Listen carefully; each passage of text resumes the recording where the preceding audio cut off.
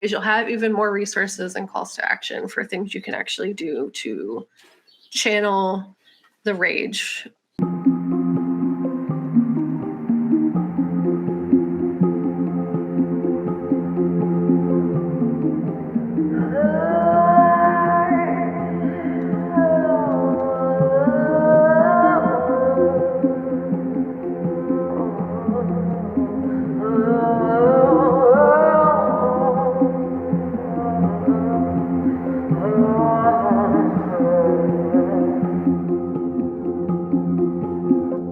Hi, I'm Gabe.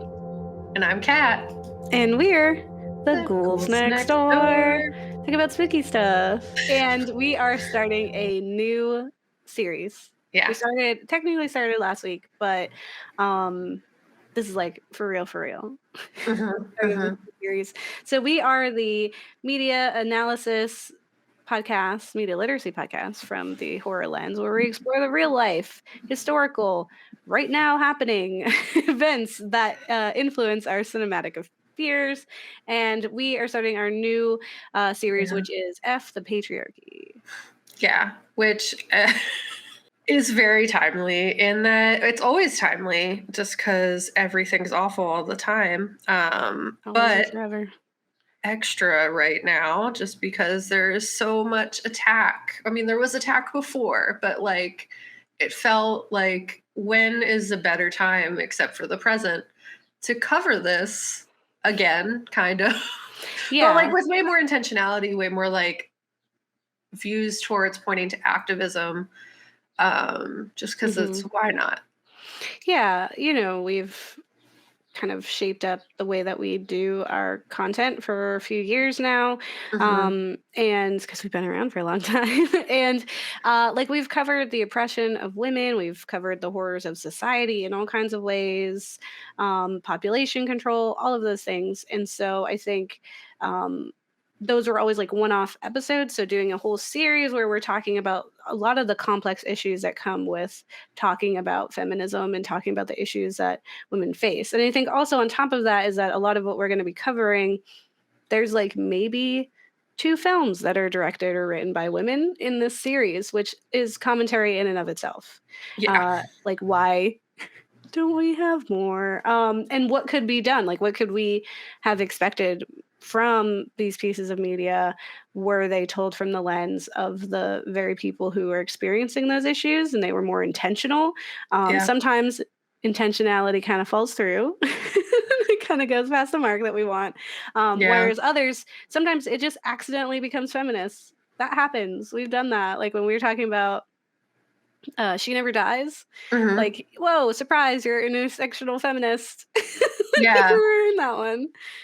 Yeah, my biggest observation is I've seen so many just horrible or not horrible necessarily, but not good movies made by men that were either trying to be intentionally feminist or Invisible Man, accidentally feminist. And at that point, I'm just like, all right, if we're going to let people make crappy feminist films, at least let women do that. Like you're giving the men all the shots. You know what I mean? Like I would be less angry that it was bad if a woman wrote it, or like, I don't know, like LGBTQI, non-binary, or like whatever the hell. I don't know. I just like I need cishet men to stop.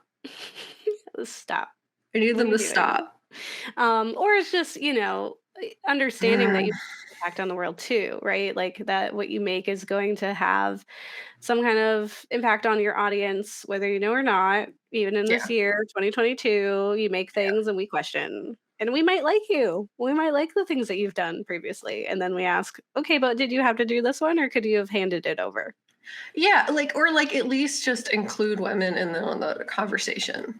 You know what I mean? Like, because there are instances where that takes place. And it's fine. Like in Invisible Man, which like as much as we disliked it, there were like, he did talk to people. He talked to women. He tried.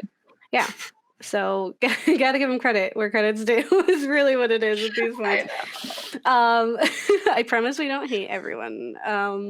We are not misandrists, but at the same time, we call out things when we see problems with them. And so we are kicking off this series just because we felt it was very timely. And whenever there are really in your face, horrific things happening in our society, we take that as an opportunity to talk about it. It's on people's radar. People are probably more susceptible to listening to it. We did it in the summer of 2020. We changed to Horror While Black was a series that we started up because that was a big conversation that people were having. And so diving into that. And so it's very, very timely. And we'll find that, like, yeah, like sometimes you don't intend it to be this way, but it just so happens in the political climate that a film comes out and the way that you're portraying characters, it becomes bigger than what you're expecting. Yeah. So why don't we hop in? Okay. We're going to be talking about Black Christmas. We will talk about 2 of the Black Christmases. We will not talk about the one in the middle because it's bad.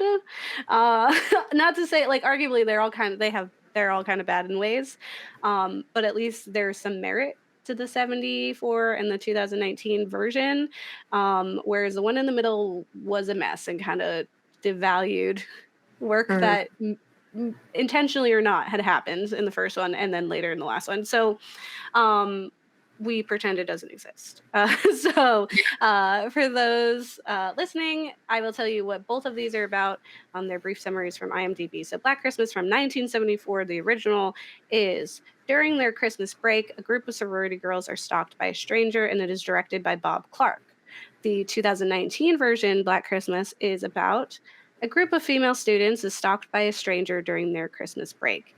That is until the young sorority pledges discover that the killer is part of an underground college conspiracy. And that is directed by Sophia Takal. So, a lady, and there's another sentence there, right? So there it becomes less of this very insular event and becomes something that it seems to be a little hinting at societally. Though when I get to it, it kind of ruins itself in the end. But it definitely had potential. So I know people hate it. So we'll get into it. But what I want to start with is actually the 1974 version. The original Black Christmas follows this group of sorority girls as they're slowly picked off by an unknown killer in the darkness, who's like always lurking in the shadows. The girls have been, when we first meet them, we realize that they have been harassed by a creepy male caller dubbed the Moaner. He calls and says horrifying and uncomfortable things about the girls or women in general. And the girls just generally don't even bother calling the police. Because, like, what are they going to do about it? And they know that the society isn't going to take it seriously. And it's clearly an offense. Like, right from the beginning, you have this, like, creepy caller. And these girls left alone to have to deal with that. It's a red flag for what may or may not happen soon. And as girls start to go missing and the others worry, they eventually do seek out help from the authorities, but they are dismissed. Because it is winter break, right? And the girls are probably off with some boyfriend and just off doing what bad girls do, bad college girls do instead of being They went to college, so. Yeah, that's the problem. Silly them. Yeah, so like the authorities are just as awful. Not just as awful, but they are equally awful in just like their dismissal of these girls and their worry. And it's actually not until another man expresses concern, a girl's father actually, that the police are like, maybe something is amiss. Yeah. Take this into account and actually care about this girl. Yeah. And in Black Christmas, it is an original slasher, which I thought was really entertaining because it actually came before Halloween and before the subgenres like popularity craze, right, is Black Christmas. It was like before its time. I think that's crazy. It features really creative point of view shots that Halloween is actually often praised for, like that one they have that like they like I remember watching that documentary about it and how they like had to time it perfectly to like go and capture the young Michael Myers walking through the house. Yeah. And so Black Christmas actually has quite a few of those point of view shots, and it's a very long, like lingering voyeuristic shots that happen as well, which is something that people really love Halloween for as well. I'm not saying Halloween stole this. I don't know if like he watched it or like if this team watched it, but in the same vein of like these places were otherwise thought as being safe or no longer safe. There's also the case of like real serial killers who there's that one serial killer, I can't remember his name, someone's gonna yell at me on the internet, who actually did kill like this house of nurses, like nursing students. I remember that listening. He, like, came in. Yeah, he came in and like slowly he just like tied up all the girls and slowly killed them, and one of them managed to like hide under the bed for the entirety of the time and was able to like say who it was or what he looked like. So it's definitely like stems from somewhat real issues or things that had happened in the world, though just not quite like this. It's definitely a product of its time for a lot of ways, in a lot of ways, especially with what the killer is and like how women are treated. It's definitely a part of that, but it's very horror. It's very like, I think it's just interesting that it's not always like a first thing that people mention when they think about like slasher in that genre, or even just like home invasion even could be seen as that. The death scenes are really long and suffocating. There's like the one where he's like literally suffocating a girl. Like those take forever. And I think what's really interesting about Black Christmas from 1974 is that the final girl is really human. Like she's vulnerable, but also steadfast. Like she sticks to her guns and fights back in a way that we're not used to in horror, especially at this time. It's also one of the first, the call is coming from inside the house tropes. I guess spoilers for this 1974 film, but it does like, it was like one of the first ones to do that. And I think what makes Black Christmas quite interesting, however, is that it has incredibly feminist undertones. And I say mostly because it seems like from interviews with the director, Bob Clark, that it wasn't really his original intent to be like this feminist idea. It just like happens. And so like we'll talk about that, but it just comes with the territory when you're writing about vulnerable women in this way, and women specifically that are at the mercy of patriarchal power and are in direct opposition to society's expectation of what proper women are supposed to be, because that's like what these girls are, which I was like, that's so crazy for slasher like horror. They all kind of existed as this like defiance of those roles, each individually. Yeah, like for one of the biggest reasons why this is dubbed as a feminist film and why we're covering it is actually its focus on abortion specifically. And that is that our final girl, right? So our protagonist, the person we're rooting for, is pregnant and she doesn't want to be. And it's quite an amazing situation for a horror movie in the 1970s. Jess tells her boyfriend Peter that she wants an abortion, and she does not sugarcoat it. She doesn't use euphemisms. She wants an abortion. Which, when we're thinking about film these days, like everyone kind of says like, oh, it's going to get taken care of, or what are you going to do about it? Like we never say it outright. It's a dirty word. Right. And it's not, there's a few films out there that really do a great job of kind of being more realistic and honest about abortion and acknowledging it as a valid option. And this film, like that's literally, she's just like, yeah, that's what I want. Period. And the fact that this film was released only a year after the ruling of Roe v. Wade, the presence of a final girl who steadfastly seeks an abortion in a horror film is honestly transformative. Like it's just crazy to me. And whether it's Clark's intention or not, it certainly becomes feminist here, because Jess is our protagonist, and we never see her in a villainous light. Rather, we see her rage-fueled boyfriend, Peter, as the monster. He is destructive. He like destroys this piano in a fit, like throwing a temper tantrum, and is even believed to be the killer. Throughout most of this, like, because it seems very obvious, like, what is going on? And while Jess is continually compassionate, seeking answers and fighting against the oppressive systems that seek to invalidate her and her fellow sisters' experiences, like, she just continues to be our heroine. And anytime like it comes up that like she wants an abortion, like even when police find out, it's still very clear that they're the bad guy and this is her right to choose.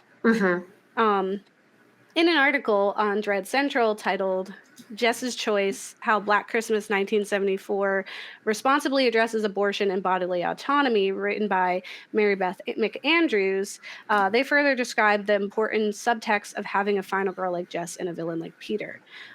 Before he can get too excited, she quickly says, "I'm getting an abortion." She is merely telling Peter that she has made the decision. Yet, in this moment of establishing her bodily autonomy, Peter becomes livid, making the situation about him. Peter asks Jess, "Don't you ever consider anyone but yourself?" He adopts manipulative and abusive language to weaponize Jess's own decisions against her. Then he asks, "How could you do this to me today?" Centering Jess's experience on himself. He doesn't care about Jess, but about how this affects him and his personal goals. These questions, snarled through his curled lips, drip with cruelty and accusations, telling Jess she isn't allowed to or capable of making this choice. To Peter, Jess's body is his, especially since it's bearing his seed. Which is gross. Don't use that word, but how it is. Yeah. Essentially that. Again, it just goes on to explain like that Jess doesn't even have a big reason for not wanting to have the child, which is also really important. Yeah. Because she's in a somewhat stable relationship. Like up until this ridiculous tantrum, Peter's been kind of fine, right? He's kind of dismissive, but it's like kind of par for the course for men that we see in this film.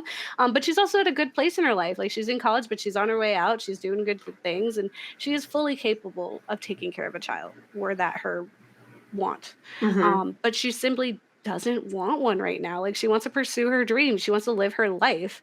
And that, in Peter's eyes, makes her the villain. And McAndrews says, even more, her abortion doesn't define her. Jess isn't just a character undergoing the procedure whose every action and motivation revolves around pregnancy. Instead, she is the final girl, a survivor and a fighter, not just against Peter, but against all the men that refuse to listen to her, including the police. Because like I said, there's like a point where Peter or someone meant, like I think it was Peter, someone mentioned on the phone, hinting at her abortion, and they look to her like, "What's that about?" And so she's like, "I'm going to have an abortion. I guess that's relevant, and it's your business now." That's a reason for someone to want to murder you. And then the cop's like, "Well, no wonder he's upset. It has to be Peter. He's got a good reason for murder." Just trash. That cop was so trash. Yeah, I mean, that's a commentary on campus police in general as well. The fact that colleges and collegiate organizations handle a lot of that stuff in-house in a very corrupt and not actually benefit, or it's very like hush hush, don't talk about it. Yeah. And I think in the first one, they tried the campus police, and they're the ones who are like, she's probably out with her boyfriend, and this is like a real detective who finds out about it. Because eventually it gets that far, and even still they fail. I'll tell you about how much they fail. But there's this other part, and that it's that these sorority girls are good bad girls. So the true killer, which honestly should have been Peter, makes me mad that it wasn't, doesn't make any sense, is a stranger who lives in the attic. Spoilers, but again, it's 1974. He is a man who is superimposing his traumas onto the women in the house. He speaks of a mother, of getting rid of a baby, of abuse and torment, and he acts out these delusions onto the women of the house and in the town. And in an article on horrorobsessive.com titled "Slay, Girls, the Sliding Scale of Feminism in the Black Christmas Films" by Robin Moon, they explain, the killer is a psychosexual villain who targets solely women and girls, addressing them over the phone in an inherently sexual and creepy manner. He hides from women, luring and attacking them only when he knows they are vulnerable. After killing Claire, he sits her in a rocking chair and places a baby doll in her lap. His actions reflect an inferiority to and infantilization of women enjoying control over their bodies after he has killed them. These are all signs of misogyny-fueled murder. And this brings me to another element of this film that I think makes it even more feminist, and that's just the women the way that they're written and who they are. The girls in the sorority are not good girls, like quote unquote, right? Not by the standards to which they are expected to abide. The character Barb is an outspoken, raunchy, and sexually confident woman. She smokes, drinks, makes sexual innuendos that upset uppity old men. She's a product of her time, making terribly sexist jokes or holding sexist problematic ideologies, such as when a town girl is raped and murdered, she quips, "You can't rape a townie." And she's an entire problem. But she's also herself. Which is like, you just don't get that. And I think a big part of it too is, although like Barb is incorrigible, there are things about her you're like, wow, she is kind of the worst in a lot of ways. She's still, in comparison, like the villains still are like the actual villain that's murdering people, but also like the police force or the men in power. Like every time she interacts with a man, and she more or less teases them. Like she has like the one dad like write out fellatio at one point. Hilarious. She's kind of seemed a little charming in that way. Like that's just Barb, right? Like Barb is just the wild woman. So she's never really like a villain. And I think that's really important too. She's there alongside her fellow sorority sisters, and she's looking for the missing ones. Like she does try. It takes a little bit because she like doesn't quite know that's happening, but she trusts that her friends are distressed enough that it matters. And she's fighting back against the moaner on the phone. Like she like talks to him and says things about it. And when the father of one of the missing girls comes to find her, he's appalled by these girls and how that they act. Like he finds alcohol, or he finds like any hints that they party or have a good time or aren't here just being studious. Like it's very clear that these are women that for this time are bad in a way. And the police are also made uncomfortable by them. And it's really easy to dismiss these girls as being wild and therefore not worthy of justice or their time. Like the police feel that way. And even their house mother is like on the fringe. Like she allows them to have this like raucous behavior and supports them throughout it. Like she's always there. She tries to cover up their tracks. And she fights to keep the men around them blind to their true nature, because she's like, this is them and they're allowed to be this way. But I also know society sucks. So she like, in a lot of ways protects them from that. And she knows what happens when men see you as less than. So I thought it was like pretty beautiful that she was there. I thought she was like kind of quirky and fun. And I think specifically for a genre that focuses definitely in the years that follow this film, on the brutalization and torment of femme bodies, having the good guys be these bad girls is phenomenal. Like, quite honestly. And the fact that like we have so many of those slasher films where the moral of the story is like, don't have sex, you'll die, and just be good girls, or look what happens. Like the final girls are the virgins, right? That's not the case. Jess very clearly isn't a virgin, and she's our final girl, right? Like I think it's just crazy that it's like at the beginning of this whole movement of what we will know slashers to be are these really bad girls, and you root for them, which is great. Now I'll go to the 2019 film. This is the second remake of Black Christmas. Like I said, there's one in the middle. But it's like, what are you doing? I think it's a product of its time as well. Like before people were trying to do anything, they were like, it's just fun. And we know people liked it. So what if we just keep going? You don't have to do that. So as a second remake, this one follows a group of sorority girls as they are being slowly picked off by an unknown evil. But it is made in 2019 and is directed by a woman, Sophia Takal. So this one seeks to be as feminist as it is allowed. Like it's not pretend. It's not an accident. It's very clear it's not an accident. It's all intentional. And our final girl, Riley, doesn't want an abortion, but she is the victim of an on-campus sexual assault. And the tone throughout is one of negligence. The boy who harmed her continues his college career unscathed, while Riley fights to protect her sisters from similar circumstances that feel inevitable. Because there's nothing to protect these girls, so it's just bound to happen again and again. And as in the original, the girls are dismissed when they seek help, but not only because they are girls, but because they are outspoken girls. So it's not as like blatant, like girls are going to like go off with their boyfriends and we just don't care what women have to say. It's that we don't care what these women have to say specifically because they have been talking about all of the things that are wrong in our society for too long and too loud. So they're essentially seen as attention-seeking troublemakers. They are SJWs and therefore couldn't have any real problems. They make them up. Mm-hmm. And so in an article on Movie.com titled Line Lips, Spike Bats, When You're a Woman, It's Always Political by Willow Caitlin McClay, they explain some of the more subtle, powerful aspects of this feminist film. They say, there's one scene early on where Riley Stone is working her day job as a barista. Everything is normal until a man walks in she immediately recognizes. He's the best friend of the man who raped her. He's there for no other reason than to exert his power over her. But because Riley is working her day job, she can't say or do anything except serve him.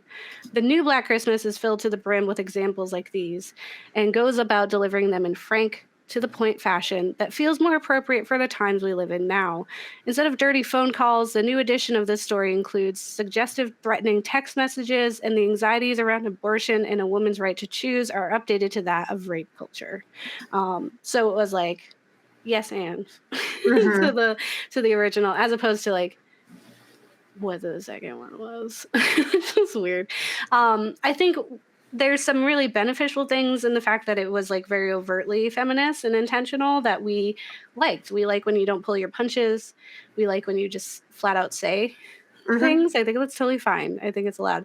And when we were watching, we did feel very much like, despite some of the harsh reviews that the film has gotten, we were like, it's not as bad as people are making it out to be. But I do feel like there were some things that fell short. I think it's just different from what other people are complaining about. So it has gotten a lot of harsh reviews, and many dislike the on-the-nose feminist commentary. Again, we don't care, like, we love that. So that's not our problem. My problem is we have this sorority girl named Chris who's highly opinionated. She has petitions regarding the curriculum and is constantly chiming in with typical activist rhetoric. And like Barb in the first one, she's a problematic woman. Yeah. She refuses to abide by society's expectations and instead calls out the misogyny, racism, and patriarchal issues of the school and society. However, the constant quips and catchphrases feel forced and make Chris highly unlikable. She was terrible. She didn't feel like a friend. She just felt like the annoying SJW that everyone's supposed to hate, which Barb also kind of sucks. So maybe there's an equal thing there. But she also continually puts Riley into terrible situations where she is uncomfortable under the guise of fighting back. And she puts all the onus on Riley to fight against her attacker, the system, and more. In fact, there's like a terrible music number that plays at her assault and is framed as a sassy win, but instead comes off as an incredibly uncomfortable situation, not only for the audience, but also Riley, who didn't want to do it. And it's weird because like originally the other girls were going to do it, and then she had to like fill in for a girl who was just about to be assaulted. Like what? You're getting so close, and then we're like, no. And in that same Slay Girl article, Moon goes on to say, this sentiment recurs consistently throughout the film, with Chris shaming Riley for not fighting back against her rapist at every opportunity and likening it to upholding the patriarchy. No respect for Riley's boundaries or feelings is given, but instead the responsibility for ending misogyny and rape culture is placed entirely on her shoulders, which is extremely problematic and insulting. And I get that. And whereas Barb was a problem in the 1974 version, certainly Chris made feminists look bad. Furthermore, there's a problem in the fact that Chris is a Black woman, and so she isn't only fighting against the patriarchy, but also the racist systems that oppress her and others that look like her. And yet she is designed as an annoying like harbinger. Like always just like, I'm doing this just cause, instead of like, I'm doing this because we need to. Like it always felt like she was doing it because she wanted that title. She wanted that attention. Instead of like no one was taking her seriously, even the good guys. And that just kind of undermines everything she was saying. And what she was saying was totally valid. Like she had every right to be bad.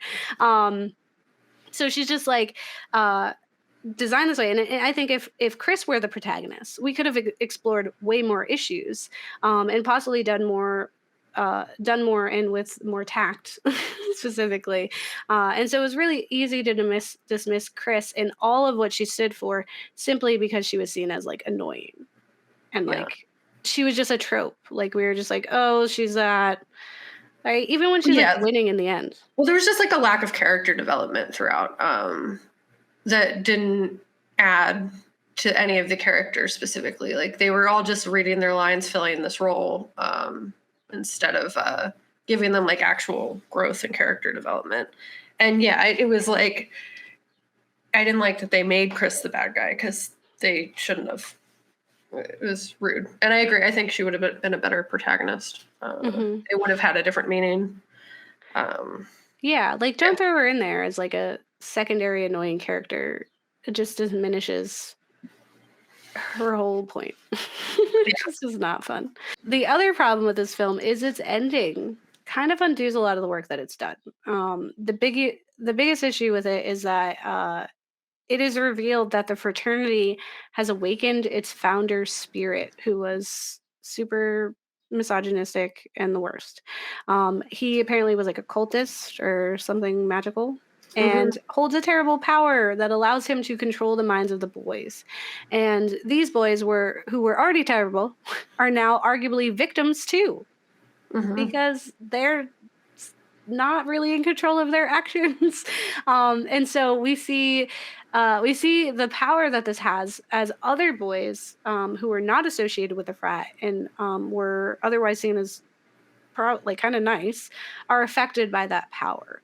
A boyfriend is turned misogynistic and awful, starts saying really terrible things because he has this headache, and it's because the guy is in there. Otherwise, that whole time he was very nice. There's a potential friend and or maybe boyfriend in the future who is quickly turned into a foe when he interacts with the frat. But before that, he was a nice guy. So that begs the question, were these boys innocent? Like, not all of them, obviously. And it's kind of like a representative of like, there's an infection that like patriarchy and misogyny has, right? It's a societal thing and it leaks out and you're not, it's kind of like there's not one bad apple situation, right? They're all kind of bad in some way. But at the same time, it's like, we don't really know that because we kind of discredit any evil that they've done and we put it on a magical force that doesn't have like a face really. And so it's like, did these girls just murder other victims? What is happening? So again, that Slay Girls article explains the problem of the supernatural ending, saying, the involvement of the supernatural undercuts any real-world reflection of patriarchy and misogyny as it narrows it down to a frat cult that can be defeated. Misogyny in real life is ingrained in the fabric of society and expressed via microaggressions as well as direct violence towards and sexual assault of women. So any magical, otherworldly influence trivializes this reality. Furthermore, the twist brings into question whether the DKO pledges were actually evil, as the implication of brainwashing absolves them of any personal responsibility. They also say Riley and most of the women escape in the end after killing the DKO pledges in an attempt at empowering conclusion. However, it feels unearned and also validates Chris's problematic attitude of burdening rape survivors with the responsibility of fighting back. If the pledges were brainwashed, then the women potentially just murdered a building full of innocent people, and judging by how the police officer interpreted the situation earlier, Riley and the others could even be arrested. Even the idea that the evil is defeated is condescending in the context of real-world patriarchy. And we have always had an issue on our show with the rape revenge trope. And though this isn't explicitly that, it does serve similar purposes in that a rape did occur and now there is somewhat a revenge, right? Because in the end, Riley and her sisters are going to be tried for murder of an entire fraternity's worth of boys and a police officer because one dies. They didn't win. It's just like, again, like Invisible Man, we are upset because in the end, that's not really a win. That's not how we fight back. The systems that exist and allow for the events to occur are still very much in place. And what did we really learn? In the original, we are unsure if Jess truly survives. Believing him to be the killer, Jess kills Peter, and the police also believing him to be the killer accept that as a just end and leave Jess in the house. And I'm not sure why they didn't bring her in for more questioning. Yeah, we're like a hospital. We're a hospital, or like, give her some mental help, call her parents. They leave her there. While Billy, who's the real killer, who happens to be just a mentally ill, faceless monster, 1970s horror. And they just leave her with him, and the phone rings continually at the end, and we're led to believe that she might not be alive anymore. So she might not really be a final girl. It's like left up to interpretation. So while these are some truly feminist and impressive aspects to both of these films, they ultimately fall flat in the end. Still, I appreciate their existence and their contribution to the Fuck the Patriarchy movement. No, I mean, I really liked the film at first just because the world's sad. So it was nice to see people get vengeance in some way, in the way that was super on the nose and did not make me think too hard. So in that way, like, I really did enjoy it the first time we watched. I was like, nice. But like, I definitely immediately after doing any kind of thinking about it, 100% recognized and saw all the things that you said. Yeah. I didn't, so I did find Chris like slightly irritating, but like, I was also just like, she didn't bother me that much, but I also get like why other people were very bothered by it. It just seemed like she was written in the way that like we write when we're like, oh, such an annoying SJW. Right? Like she was like, because the fact that she was doing so much, I think was the problem. Like she had the petition, and people were like it was there so that they could show that like how easily she could be dismissed, but also like she was doing a lot, and she was like, we have to do this, we have to, and it was never like because there are these problems. It really kind of felt like I want attention. That's how I read it. And other people might have different interpretations. I totally welcome that. I think I just would have liked Chris to be our final girl. Yeah, no, I totally agree. Like they're all final girls, but I mean, like our protagonists.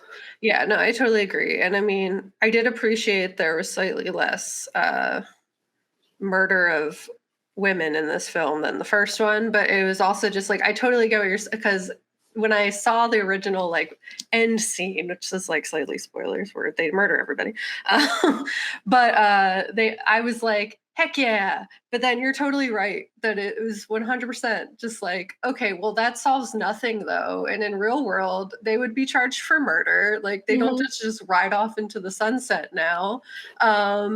And also like, exactly, like it didn't, instead of like being like, everyone is impacted by the patriarchy, and like in terms of like, it's a part of our society in the same way that white supremacy is a part of our society. You have to actively be working on it and getting it out of your brain space, because there's gonna be instances where you're like, oh dang, that was a bad thought, why did that happen, and then unpack that. So it's like, it totally dismissed the fact that there's active work into having to fight against the patriarchy and to having to be like anti-patriarchy, as in a similar vein to like having to be anti-racist, and that you actively have to be working on that. So it dismissed it, like you were saying. Or that it's just like one thing. It's like, oh, there's one issue. It's this you murder of it, then it's fixed. Yeah. Like, what? Now it's all done? Right? Yeah. Like now we're supposed to like leave that and be like, well, they fixed it. Now so these women can go about their lives and it's all better and they never have to fight ever again. Yeah. Where like the reality is that anyone who actually does end up murdering in defense of themselves generally spends their entire, if they're a woman, spends their entire life in prison. Even if it was done in self-defense. And then is at risk of being sterilized against their wishes. Yeah. So it's really a bad time. But like at first I was like, yeah, fun, murder, woo, because I needed it, because I was just inundated with really depressing information back to back. But after actually thinking about it, I totally agree. But I also get what you're saying, where it's like the critiques were the wrong critiques to have, that we largely saw. And that's more the issue than anything else. But my section today is going to be different. One, I apologize for the fact that I'm kind of a chaos gremlin today. I need more energy, and that's just what it is. Here we are. But for this series, And my section today is going to be less like history, because a lot of us know what's happening. And I'm still going to give some contextual information, and especially like in the retroactive piece of my section. So like if you do go to our blog, please do, because there's going to be a lot of resources there, as well as just like articles and general additional contextual information for like why we're even having these conversations, and a lot of it's going to unpack that further. For this section of my series, a big piece of what I wanted to talk about was essentially just a resource share, calls to action, other methods of rallying our ghouls to protect the many things that are actively under attack right now, including but not limited to safe access to medical services, abortion, gender-affirming care, and contraceptive access, among lots of other things. As many listeners probably know, there are active threats against Roe v. Wade. Many states have been passing laws that make abortion, as well as just safe medical care and access for women, LGBTQIA youth and adults, inaccessible. With all the awful going on, we figured it would be a better use of our time and yours to provide people with next steps for their frustration and rage. With this, we also open our platform to others. So if you know of any resources, rallies, petitions, etc., that I haven't covered here, that you think our listeners should have access to, or want them to want to like use us as an amplifying voice for, put them in our comments, post them through email, tag us in things, and we'll share them out after vetting them, of course. But the main focus for this is outlining, because one of the major themes of this movie was abortion and abortion access. We'll be outlining access to abortion and the things that you can do to either support others or yourself in finding resources, fighting for rights, among other things. So I got a list specifically for if you're in need of abortion, steps that you can take in finding the resources you need. And a lot of these resources came from the National Network for Abortion Funds, because they provide like this very easy to get through list, access guides, steps that people can take for if you're in need of an abortion, or you know someone who is, so that you can kind of point them in the right direction. This website also has an extensive list of funding for like organizations that fund safe abortions for people who need them, as well as travel expenses, legal advice, etc. So highly recommend checking it out. It's the National Network of Abortion Funds. You can find links to them from most of the Google searches that I did, as well as Planned Parenthood's website, I believe. So even if you don't get it from us, or you can't find it in your Google search, you should be able to. But if you can't, it's accessible for many platforms. So if you are in need of abortion, these are the steps that they list on their website. One, it is to find out if you have insurance that covers your abortion. Call your insurance company to ask if abortion is covered as a benefit, and ask an in-network clinic, so that you're not being charged for fees or the services that may not be covered under certain clinics. You can often find their phone number on the back of your insurance card, but if you have Medicaid, apparently it's very important to find out if your state specifically covers abortion, because it depends. Medicaid is impacted by your state's laws. So your Medicaid, if you're in a state that severely limits and outlaws abortion, it may be impacted by what it is able to cover. 2, make an appointment at a clinic for your abortion before searching for funding. Call different clinics to find out which one costs the least. Tell the clinic if you can't afford any of the things, and ask if there are discounts. And it's fine to make an appointment for an abortion, even if you're not sure how you'll pay for it, because there are services available and retroactive ways to pay for these things. Clinics don't charge you for rescheduling, which is really good. On their website, they do list a listing of like how to find a clinic in terms of like lists of clinics based on state and area. And I believe Planned Parenthood also does this. Basically add up how much you can cover on your own. Abortion funds often don't have to have the money to cover the entire cost of your abortion. So any money you can contribute to this will be important, as well as rallying, friends, family that you trust with this information to support you. Use their search box and map to find abortion funds that can help cover expenses to maximize your funding sources. You search by state where your clinic appointment is, as well as your home state. And if they're not the same, click list all national in the search function. Read the instructions before you contact an abortion fund. On the list, you'll find out if you qualify for funding and learn the best way to contact them by doing this. And contact lots of places. There are many places available, but there may be more than one local or national abortion fund that can help you with your abortion or other things you need on the way of getting an abortion, such as transportation, childcare, etc. But you can find out what to expect when you call from their listing. One thing that I found out in doing this research, which does not shock me at all, but was it just is ridiculous that this is a thing that happens. And I think I knew already, but like reading about it was like re-enraging, that there are clinics that intentionally exist to act as a barrier and don't give out any abortions at all, but instead are targeting ads for people who are genuinely searching for services and care as a means to mislead them, prolong the process, and ultimately push them outside of the legal range for safe abortion care within their states. That is so extra.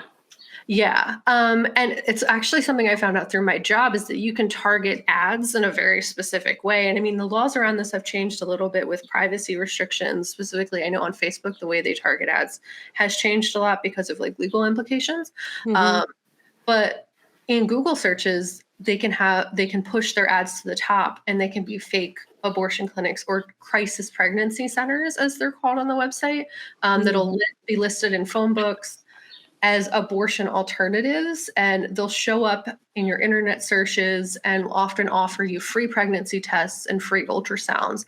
But the people who perform these services are not doctors, and these places do not have to abide by HIPAA regulations. What? So you are not protected because they are not real medical practitioners. They are not real doctors. And by giving your medical information to them, you, one, put yourself at legal risk if they are to turn your information over to authorities, but you're also guaranteed almost to get medically inaccurate information because these people are not doctors. That's horrifying. Yes. And something else that I saw on their website is that there's places that are well-funded who will advertise themselves as crisis pregnancy centers, with the implication that they offer abortion services or even just like contraceptive services and care that don't have that intention and genuinely do just act as a barrier to keep someone long enough so that they pass the window of opportunity. So that's really stressful. And there's a list on their website as well as like how to identify these, how to find the right clinic.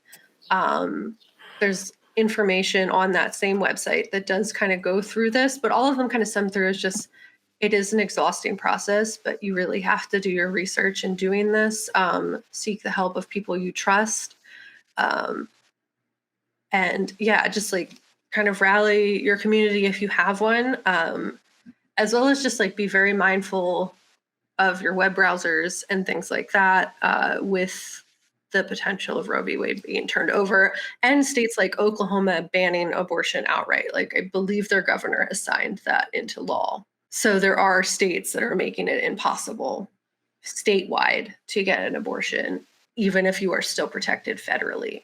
So essentially there are lots of states that are considered very high risk for people who need to like travel long distances, like state by state, like you have to travel multiple states to get to a state where abortion is legal, that exists specifically, mostly in the South, but not exclusively. Pennsylvania is considered kind of, that's where we live. And there are actually some laws that do exist that are pretty restrictive on abortion access here. It is still legal. It is still legal in Pennsylvania.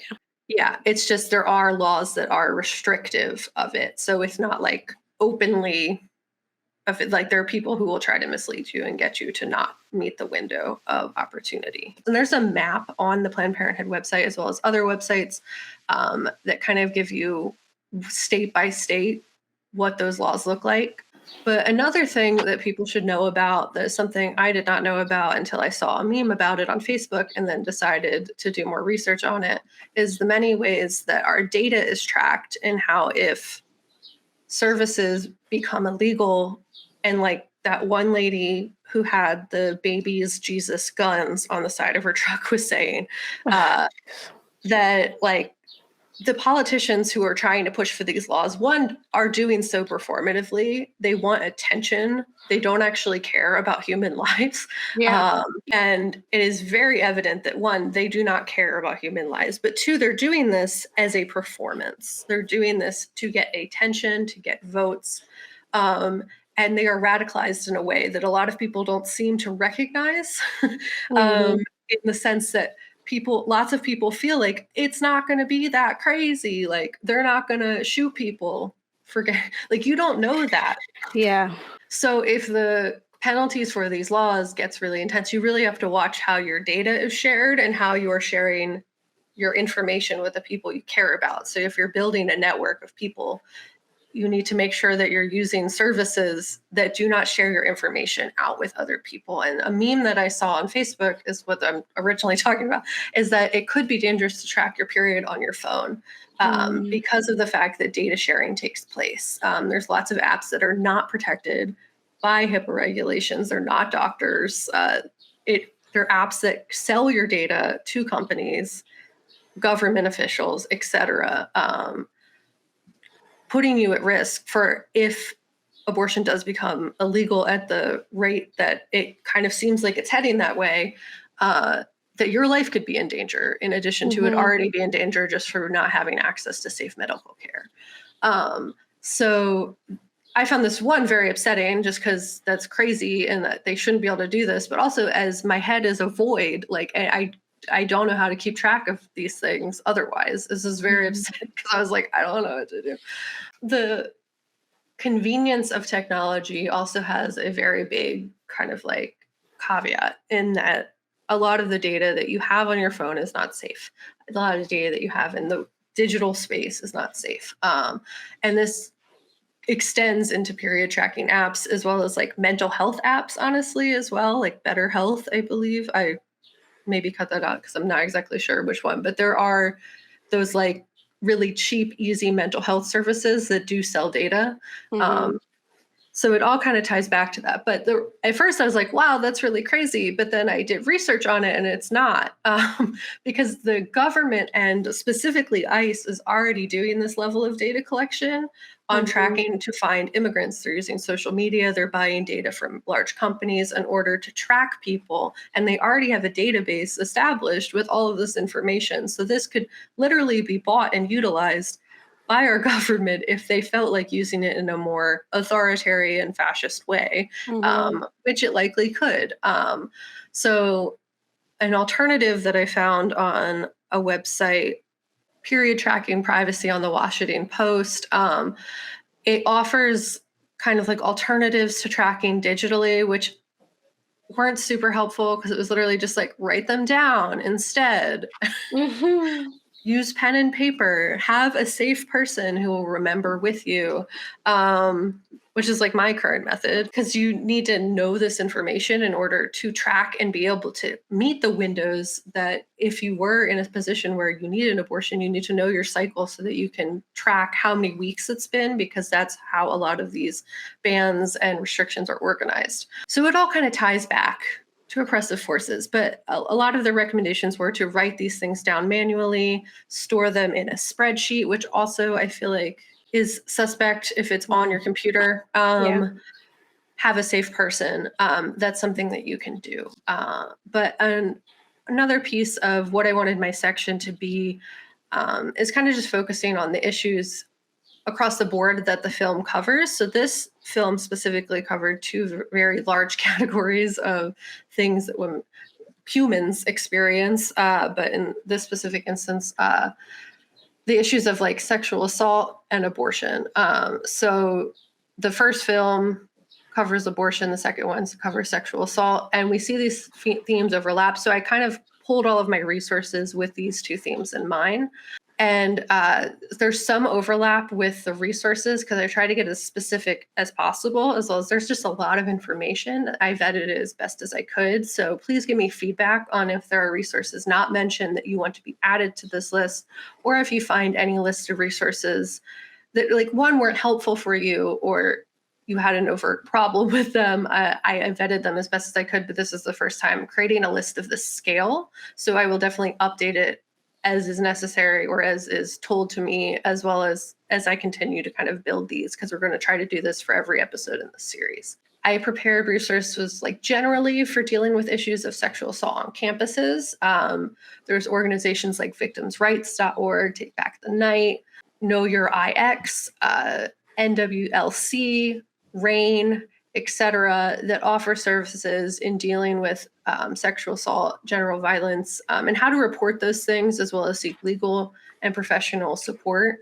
And those lists will be listed there. I also outlined specific resources that are pointed towards LGBTQIA individuals dealing with this, as well as BIPOC people who are dealing with this, because intersectionality, you need to have resources that are specifically made for you, because not everyone fits this box. There's also a resource on the hotline.org where you can create a safety plan for dealing with these things and making sure that, like, you have a plan in place for, God forbid, if this happens to you. And they offer like a way to kind of prepare yourself. It sucks that we even have to do that, but it does exist as a resource. I also found out that RAIN, which is very popular as like an organization that supports people who've experienced sexual assault, has some problematic potential backstory about not being intersectional, about having like racism and sexism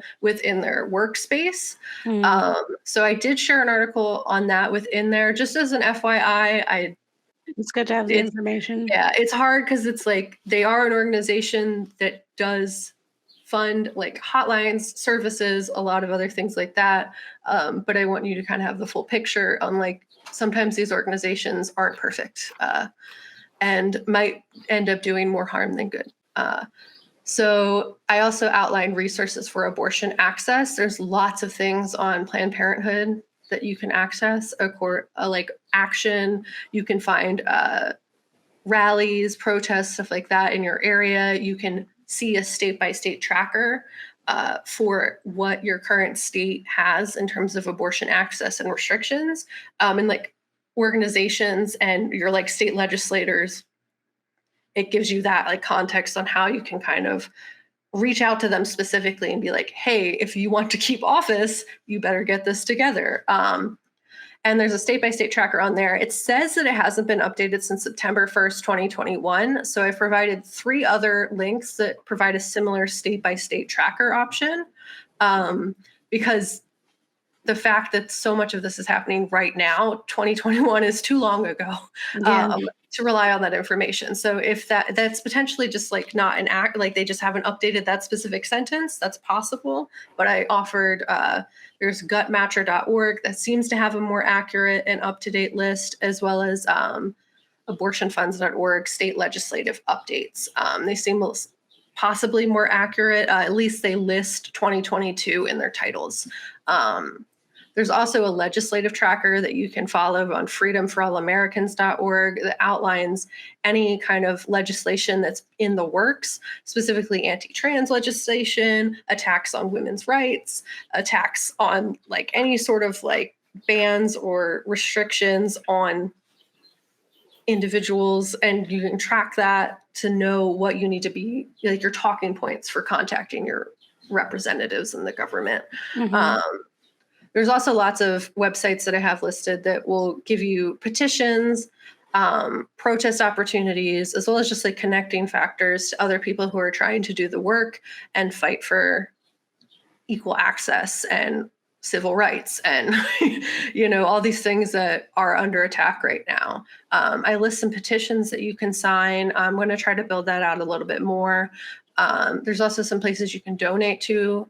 Specifically abortionsfunds.org. It's where I got a lot of this information. They also list out so many organizations that offer funding for people who are in need of transportation, legal services, and abortion. So there's many places you can donate there. Planned Parenthood, of course, you can donate to help them, one, update that list, but also give them more access to resources so that they can keep their clinics open as a support for not even just abortions, but prenatal care, just like medical care in general. They were my primary medical person for years. Yeah, like just medical care in general that is available and safe.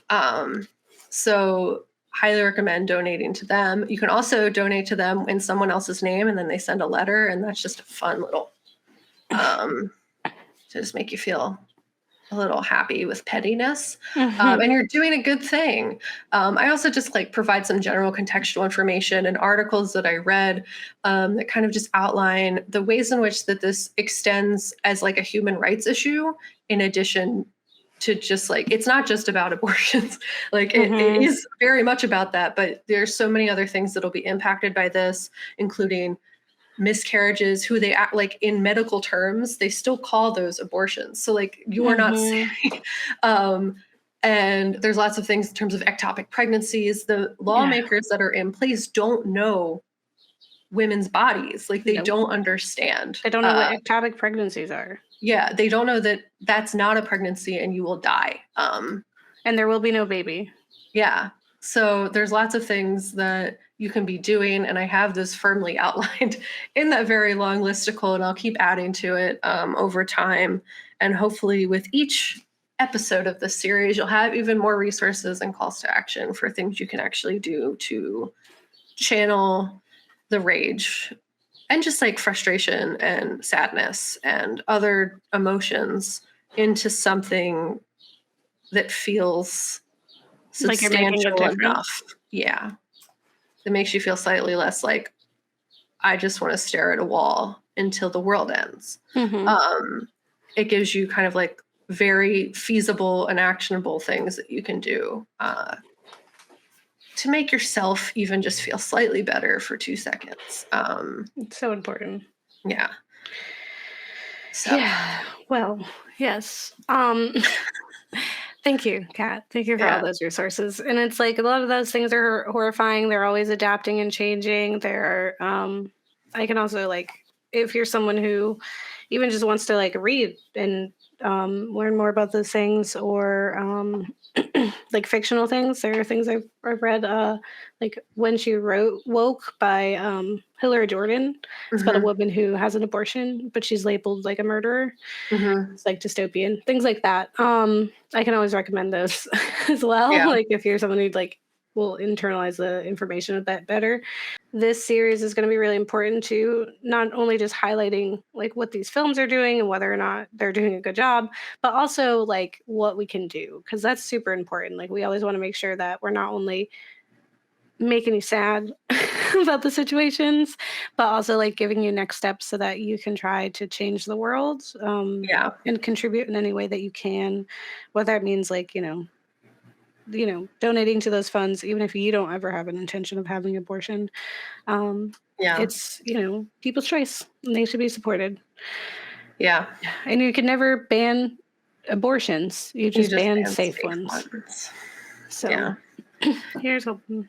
Yeah. I mean, so I wanted it very much to just not be like a sad trauma dump where it's like everything's awful, because it is. And I didn't want to just yell about it. You know what I mean? It's like, yeah. But sometimes that's okay. Yeah, yeah. And I think we do that a lot of the time. Yeah. So we'll have fun again at some point, but we're going to use this platform to speak up, especially about issues that are happening right now.